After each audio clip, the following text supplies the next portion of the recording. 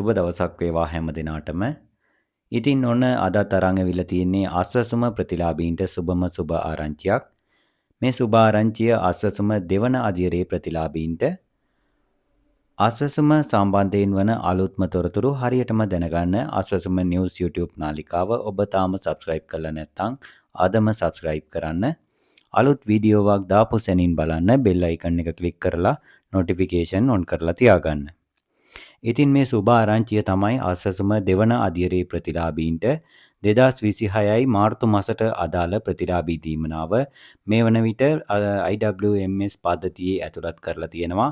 ඉතින් ඔබට ඔබගේ දීමනාව පරීක්ෂා කර ගැනීමට මේ වීඩියෝ එකේ ඩිස්ක්‍රිප්ෂන් එකේ තියෙන ලින්ක් එකෙන් ගිහිල්ලා ඔයාගේ ජාතික හැඳුනුම්පත් අංකය හෝ ඔයාගේ HH අංකය ඇතුළත් කරලා ඔයාට ඔයාගේ දීමනාව වැටිලාද කියලා පරීක්ෂා කරගන්න පුළුවන්. ඉතින් මෙන්න මේ ආකාරයට සිස්ටම් එකේ අප්ඩේට් වෙලා තියෙන ඔයාගේ මාර්තු මාසයේ දීමනාව ඔයාගේ බැංකු ගිණුමට වැටෙන්නේ 2026යි මාර්තු මාසයේ 12 වෙනිදා.